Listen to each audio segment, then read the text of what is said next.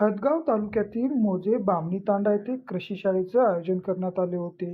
यावेळेस कृषी सहाय्यक कल्पना गायकवाड यांनी सर्व शेतकऱ्यांना मार्गदर्शन करताना शेतकऱ्याची हाक आणि कृषी विभागाची साथ या म्हणीप्रमाणे शेतकऱ्याला महत्त्वपूर्ण माहिती दिली. तसेच नानाजी देशमुख कृषी संजीवनी पोखरा या योजनेची सर्व माहिती, शेतकऱ्यांना किती अनुदान आहे आणि कोणकोणत्या योजना आहेत हे पटवून देत महाविस्तार ॲप आपल्या मोबाईलमध्ये डाउनलोड करून सविस्तर माहिती मिळवून घ्यावे, जेणेकरून संपूर्ण माहिती शेतकऱ्यापर्यंत पोहोचेल. या हेतूने कृषी सहाय्यक कल्पना गायकवाड यांनी महाविस्तार ॲप डाउनलोड करून घ्यावे व या योजनेची संपूर्ण माहिती तुमच्यापर्यंत पोहोचेल, असे प्रतिपादन यावेळी बोलताना केले. यावेळी उपस्थित शिवाजी साहेबराव पाटील, तंत्र सहाय्यक सब डिव्हिजन किनवट, तसेच कल्पना गायकवाड, कृषी सहाय्यक कवना दोनगेसर, पोखरा को ऑडिटर अविनाश मस्के, तसेच गावातील प्रतिष्ठित नागरिक व शेतकरी वर्ग मोठ्या प्रमाणात उपस्थित होते.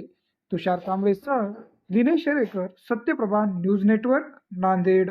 बामणी तांडा येथे शेतकऱ्यांना पोखरा योजनेविषयी जे घटक सुरू झालेले आहेत ऑनलाईन, त्याबद्दल सगळ्या शेतकऱ्यांनी ऑनलाईन करावं आणि पोखरा योजनेचा लाभ घ्यावा. तसेच महाविस्तार ॲप पोखरासाठी हे रजिस्ट्रेशन करणं आवश्यकच आहे.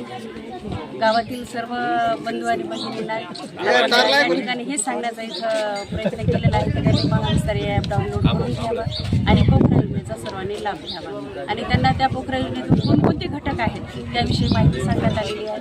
त्यांना किती टक्के सबसिडी आहे, अनुदान आहे शासनाकडून, आणि शासनाने पोखरा योजना कशासाठी इथं गावात राबवलेली आहे त्याबद्दल मी माहिती सांगणार आहे.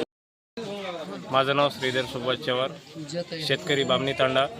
आज आमच्या बामणी तांडामध्ये कृषी सहाय्यक मॅडम माननीय गायकवाड मॅडम, त्यांच्यासोबत त्यांची टीम बामणी तांडामध्ये पोखराविषयी सविस्तर माहिती सांगितली.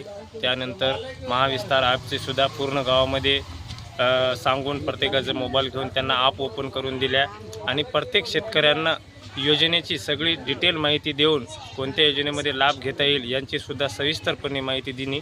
त्याबद्दल आम्ही त्यांचे आभार व्यक्त करतो.